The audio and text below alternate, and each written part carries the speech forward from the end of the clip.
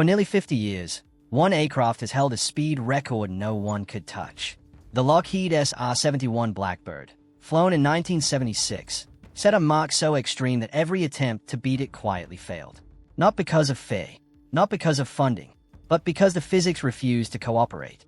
Now, in early 2026, a new American aircraft is flying that brings this record back into question, not as a concept, but as hardware already leaving the runway.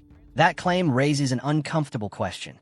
If breaking the SR-71 record was possible, why did it take half a century for anyone to get close again? To understand why this attempt looks different, we need to rewind to what stopped everyone else, and what quietly changed in the last few years. The reason no aircraft has surpassed the SR-71 record is not ambition. It is endurance inside the atmosphere. Ballistic missiles crossed hypersonic speeds long ago. Spacecraft do it every time they return from orbit. But those vehicles only endure extreme heat for minutes. A hypersonic aircraft has to live inside that environment for hours, while generating lift, controlling airflow, and keeping propulsion stable the entire time. At hypersonic speeds, air stops behaving like air. It compresses violently against the aircraft's surface, converting speed directly into heat. At around Mach 5, temperatures at the nose and leading edges can approach 3,000 degrees Fahrenheit. At those levels, aluminum melts almost instantly. Titanium, the backbone of the SR-71, begins to lose strength and creep under load. That is where the SR-71 reached its limit. Its engines were brilliant for their time, but they could not survive intake temperatures beyond a narrow window. Pushing faster meant destroying compressor stages before the aircraft ever reached steady flight. The record was not a ceiling set by policy. It was a wall built by thermodynamics. For decades, engineers tried to go around it. New alloys, new coatings, new intake designs.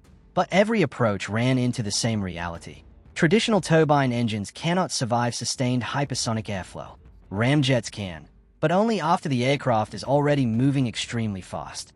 Bridging that gap proved lethal to every program that tried. That is why the record survived wars, budget booms, and entire generations of aerospace progress. The problem was never speed. It was surviving speed long enough for it to matter. And until recently, no one had demonstrated a credible way past that wall. For most of the 2000s, hypersonic aircraft were treated as a future problem. Missiles mattered more. Russia and China began fielding hypersonic weapons that did not follow predictable ballistic paths. These systems could maneuver at extreme speeds, arriving from angles traditional missile defenses were never designed to handle. For planners inside the Pentagon, this created a growing concern that quietly reshaped priorities. Existing defenses were built for arcs and timing. Hypersonic glide vehicles broke both. They flew lower, changed direction, and arrived faster than warning systems could comfortably track. Interceptors struggled to get a firing solution before the target was already past them. But the deeper problem was not defense. It was response. Missiles could move fast, but they could not adapt or return. That is where aircraft returned to the conversation.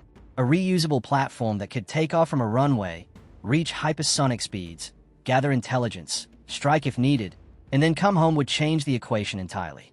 It would compress timelines so severely that an adversary might not even realize what was happening until the mission was already complete. This requirement exposed the real hypersonic gap. The United States could build hypersonic missiles. It could reach extreme speeds in space, but it could not sustain those speeds inside the atmosphere with a controllable aircraft. For years, that gap was acknowledged but quietly avoided. The technology was not ready. Programs were canceled before flight. Others stalled in testing. The cost and risk were too high for traditional development cycles. Then, in the early 2020s, that calculus shifted. Pressure increased in the Pacific. Engagement ranges grew. Reaction time shrank. The value of speed multiplied. Suddenly, an aircraft that could cross an ocean in under an hour was no longer a futuristic idea. It was a strategic requirement. That urgency is what reopened a problem the industry had largely abandoned. And it created space for a very different approach to emerge. Most hypersonic programs failed long before reaching a runway. They collapsed under their own process. Traditional aerospace development treats risk as something to eliminate before hardware exists. Designs are simulated, reviewed, and revised for years before metal is ever cut. That approach works when the problem is incremental. Hypersonic flight is not incremental. It is full of unknowns that only appear once air, heat, and vibration collide at speed. This is where Hermes broke from the pattern. Instead of trying to solve every problem on paper, the team accepted that many answers would only appear after something failed. Their goal was not to avoid failure, but to reach it quickly, learn from it, and move on. That philosophy came directly from the space industry, where rapid hardware iteration replaced decade-long design cycles. Rather than designing a final aircraft, Hermes built stepping stones, each one focused on a narrow set of questions. Can it taxi safely? Can it take off cleanly? Can it handle high-speed airflow? Can it return data without losing control? This approach reduced both cost and time. Instead of billions spent before first flight, early prototypes were built with existing components wherever possible. Known engines, known materials, known manufacturing methods. The risk was shifted from money to iteration speed. That decision also reframed expectations. Quarter-horse was never meant to be the fastest aircraft ever built. It was meant to be the first aircraft in decades to move hypersonic development forward using real flight data instead of assumptions. And that distinction matters, because for the first time since the SR-71 era, hypersonic progress was no longer tied to perfect designs. It was tied to learning faster than failure could stop it. Speed was never the hardest part of hypersonic flight. Propulsion was. A turbojet works well at takeoff and through supersonic flight. It compresses air mechanically, mixes it with fuel, and burns it efficiently. But as speed increases, that same airflow becomes destructive. Beyond roughly Mach 3, intake temperatures rise so fast that compressor blades begin to weaken before combustion even starts. Ramjets and scramjets solve that heat problem by removing moving compressor parts entirely. They use forward speed to compress air instead. At hypersonic velocities, this works beautifully, but there is a catch. They cannot operate from a standstill. Without already moving fast, they do nothing. This creates a gap that has destroyed countless programs. An aircraft must accelerate from zero using a turbojet, then somehow transition to a ramjet while flying at several times the speed of sound. During that transition, airflow must be rerouted, combustion must stay stable, and thrust cannot drop. If anything mistimes by even a fraction of a second, the engine loses power and the aircraft falls out of the sky. Engineers call this transition window the aerodynamic valley of death. The reason this valley proved so deadly was control. During transition, the engine is neither fully turbine nor fully ramjet. Airflow must bypass sensitive turbine stages without starving the combustion chamber. Pressure must stay balanced. Heat must be reduced instantly or materials fail. For decades, no one demonstrated a reliable way to manage all of this in one system. The physics allowed it. Engineering reality did not. That is why propulsion became the true gatekeeper of hypersonic flight. Not speed records, not budgets, not ambition. If this problem could not be solved, nothing else mattered. Solving the transition problem did not start in the sky. It started on a test stand. Rather than building a clean sheet engine and hoping it worked, the team behind Quarter-Horse took a more pragmatic path. They accepted that the hardest part of hypersonic propulsion was not raw thrust, but control during transition. That meant isolating the problem and testing it without risking an aircraft. The solution became a hybrid engine architecture known as a turbine-based combined cycle. Instead of choosing between turbine or ramjet, both would exist in the same flow path. At low speeds, the turbine provides thrust like a conventional jet. At high speeds, airflow is redirected around the turbine and into a ramjet combustor, where forward velocity does the compression work. On paper, this idea had existed for decades. In practice, no one had shown it could survive real conditions. The breakthrough came from restraint. Instead of designing exotic hardware from scratch, early testing relied on proven engines already understood by the aerospace industry.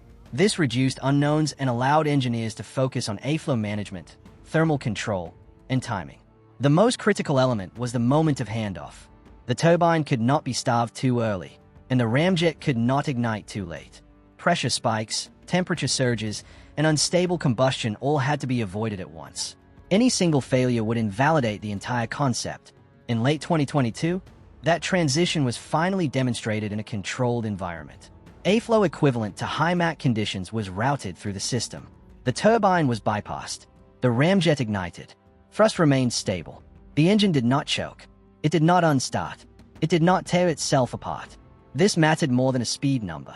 For the first time, a reusable engine architecture showed it could survive the most dangerous phase of hypersonic flight without rockets, boosters, or carrier aircraft. The Valley of Death had not been conquered yet, but it had been crossed under supervision. That success did not mean the problem was solved. Ground tests removed variables. Gravity, vibration, and real-world turbulence were still waiting. But it proved something essential. The barrier that stopped every program after the SR-71 was no longer theoretical.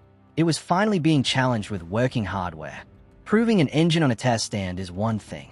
Putting it on an aircraft is something else entirely. Before any hypersonic attempt could move faster than sound, it had to solve a quieter problem first. Takeoff, landing, and control at low speeds. These are not optional. A reusable aircraft that cannot safely operate from a runway is not a breakthrough. It is a liability. That is why the early quarter-horse vehicles were intentionally limited. They were not built to chase speed. They were built to validate fundamentals that hypersonic programs often ignore until too late. The first step was an aircraft that would never fly. Quarter-horse Mark 0, often called an Iron Bird, existed to rehearse everything that happens before liftoff. Software logic, remote command links, sensor latency, and ground operations were all tested repeatedly. At hypersonic speeds, even small delays in control signals can translate into massive positional errors. Those problems had to be removed before flight was even considered. Once ground systems were validated, the program moved to Mach 1. This was the first aircraft designed to leave the runway. It was powered by a conventional engine, not the combined cycle system. That choice was deliberate. The goal was to understand how the A-frame behaved at speed, not to chase records. In May 2025, Mach 1 flew. The flight was fully remote, controlled without a pilot on board. It took off cleanly, executed stability maneuvers, and returned safely. Telemetry from that flight confirmed something critical. The aerodynamic models were accurate. Lift, drag, and control responses matched predictions within a narrow margin. That result mattered more than speed. It meant the A-frame could be trusted. It meant flight control laws worked. It meant engineers could now focus on propulsion without worrying that the aircraft itself was lying to them. Equally important, the flight marked a shift in credibility. The program was no longer a proposal or a simulation. It was a flying vehicle generating real data. That data fed directly into the next step of the roadmap, where propulsion and A-frame would finally converge. And that is where risk returned in full force. Once the A-frame proved it could be trusted, the program faced its real test. More power meant more heat. And heat is unforgiving. The next step required replacing the conventional engine with something far more aggressive. The choice fell on the Pratt & Whitney F100, an engine with decades of service in frontline fighters. It was not chosen for novelty, but for reliability. Millions of flight hours meant its behavior was understood in painful detail. But using the F100 in this role came with a problem. At high supersonic speeds, air entering the engine heats up before fuel is even added. Past a certain point, that heat alone can weaken turbine blades to the point of failure. Simply adding thrust would destroy the engine long before it reached the speed needed for ramjet operation. This is where thermal control became the bottleneck. To survive this phase, incoming air had to be cooled almost instantly. Not gradually, not passively, actively, in fractions of a second. The solution took the form of a pre-cooler system designed to pull heat out of the airflow before it reached sensitive components. This was not a small radiator bolted onto an engine. It was a dense network of microchannels, manufactured using high-temperature alloys and additive manufacturing. Air rushed through it at extreme speed. Heat was stripped away. Temperatures dropped to a range the turbine could survive. Only then could the engine be pushed harder than it was ever designed to run. This moment marked a shift in philosophy.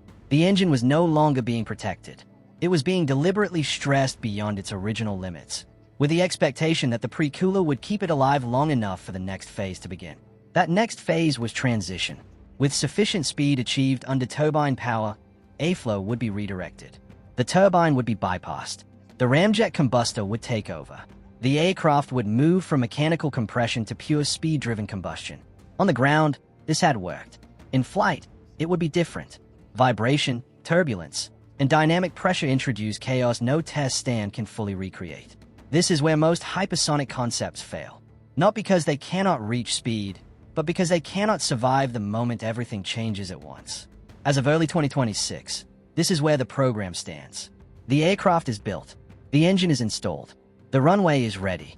What remains is the narrowest part of the entire journey, where success or failure will be decided in seconds. By early 2026, The question is no longer whether the technology works in isolation. It is whether it works together, in the air, under load. The next phase of the program centers on pushing beyond controlled supersonic flight and into sustained high Mach regimes. This is where most hypersonic timelines quietly fall apart. Test vehicles reach impressive speeds for seconds, sometimes minutes, then disappear from public updates. The difference here is intent.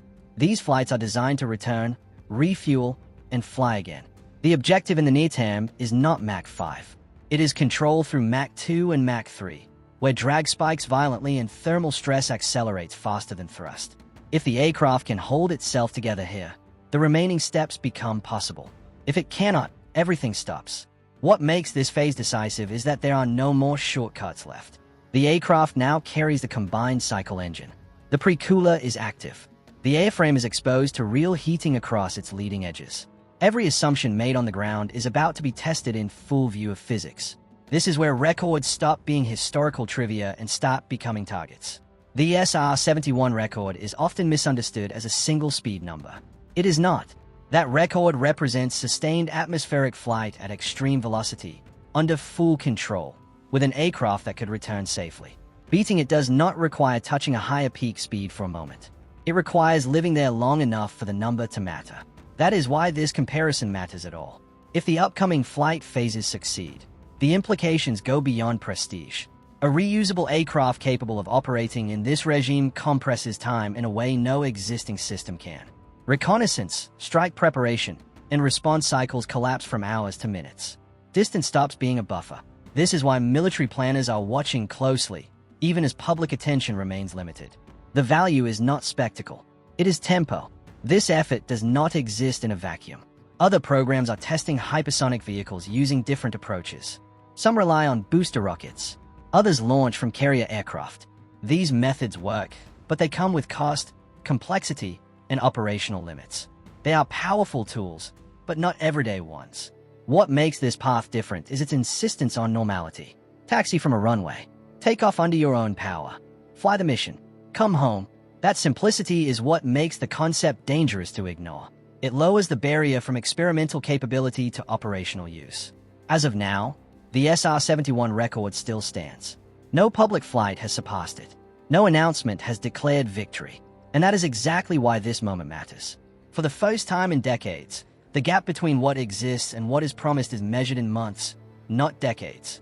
If the upcoming transitions succeed, the record from 1976 will not fall because someone tried harder. It will fall because the underlying problem that protected it for half a century has finally been addressed. And if they fail, the record will remain untouched, once again proving how narrow the margin truly is. Either way, the outcome will not be decided by hype. It will be decided in seconds of flight, where heat, airflow, and control either hold together or do not. That is where this story is heading.